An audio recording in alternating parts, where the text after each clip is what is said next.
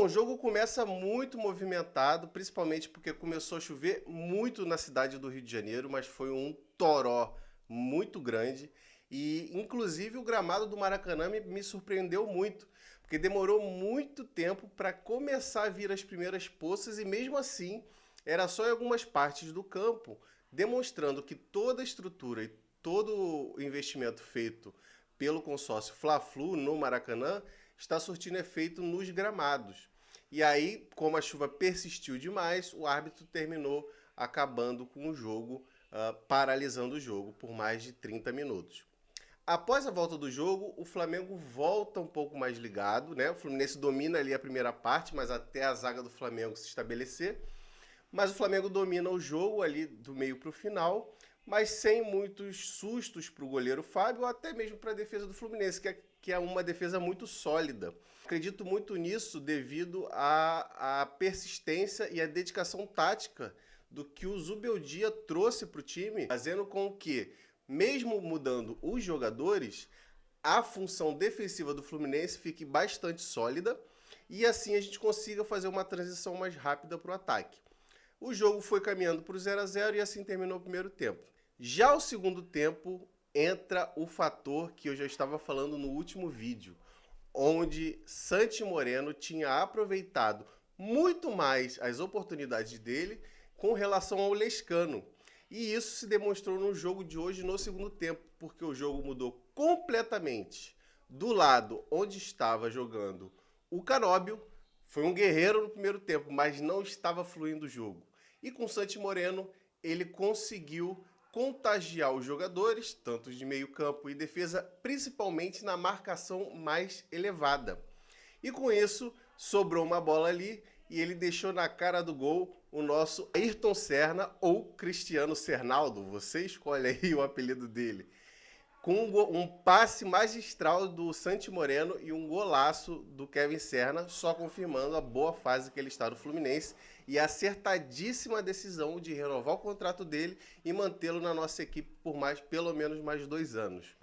A partir daí o Fluminense praticamente dominou o jogo em relação à posse de bola. O Flamengo estava com pouca movimentação, pouca ativação no ataque, entrou Cebolinha, coceirinha ali nos defensores do Fluminense, mas o Fluminense seguiu tocando a bola, seguiu dominando o jogo, até que num cruzamento, Emerson Royal, que brincadeira, hein? Que fase tá esse Emerson Royal. Acabou deixando a bola pro John Kennedy marcar e mostrando que o John Kennedy gosta de fazer gol no Flamengo. John Kennedy é o carrasco do Flamengo.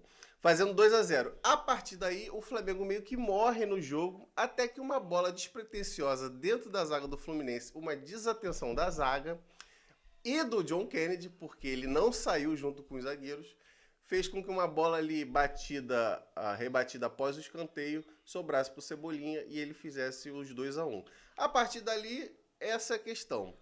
Acendeu o jogo, o Flamengo veio para cima, mas não chutou muito no gol, teve um chute com o Cebolinha, mas algo que o Fluminense controlou bastante o jogo, soube sofrer, soube dominar o jogo, partida controlada, inclusive esses 2-1 foi muito merecido a vitória do Fluminense, e isso faz com que o Fluminense praticamente se classifique para as quartas de final do Campeonato Carioca, fazendo com que os próximos finais de semana ele utilize até para colocar algum time mesclado, para não poder estourar os jogadores, né? Já está classificado, está tranquilo.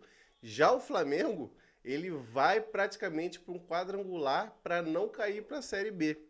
E isso faz com que ele tenha 2 datas a mais no meio das competições da Libertadores e do Campeonato Brasileiro. Então isso acaba com o planejamento do Flamengo, ou seja, hoje foi uma vitória em dose dupla. Uma, comemoramos a classificação e 2, empurramos o nosso adversário para a vala, para ele disputar lá com o Sampaio Corrêa e o Bangu para saber quem é que vai ficar na primeira divisão. Então foi um jogo onde o Fluminense tirou várias lições, principalmente do Santi Moreno, em relação ao que podemos contar com ele como reserva do próprio Canóbio. E ainda assim ainda temos o Savarino para estrear. Se ele jogar de ponta, ele pode ser o titular no lugar do Serna. Quem sai desse time? Canóbio ou Serna? Ou muda a estrutura ou joga sem centroavante? Tá ficando bom. E se o Fluminense conseguir trazer um camisa 9 que vá fazer efetivos gols, cara, eu já falei no último vídeo, o Fluminense tem tudo para pescar uma Copa do Brasil ou a Libertadores como campeão esse ano. Quiçá um Campeonato Brasileiro, desde que encaixe do início ali do campeonato e não dê muito mole. Então, pessoal, esse foi um resumo do jogo de hoje. Foi um jogo, você que perdeu o jogo, foi um jogo bastante interessante de verificar como as nossas peças estão já funcionando dentro do esquema tático do Zubeldia, e deu para perceber que os jogadores estão bastante entrosados e que temos saídas técnicas nesse time. Então vamos seguindo mais para frente, que quarta-feira tem o jogo contra o Grêmio na Arena do Grêmio, iniciando o Campeonato Brasileiro. E se a gente quiser competir no Campeonato Brasileiro, vai ter que vencer fora de casa. Não adianta ganhar 8, 10 jogos no Maracanã e chegar fora de casa, empata, perde o tempo inteiro. Tem que vencer. E esse é um excelente jogo para o Fluminense mostrar o seu poderio contra o time do Grêmio. Você que chegou até aqui, curte esse vídeo e comente o que você achou da vitória do Fluminense contra o Flamengo. E siga o nosso canal Somos Fluminense, porque aqui você se diverte ouvindo do seu time.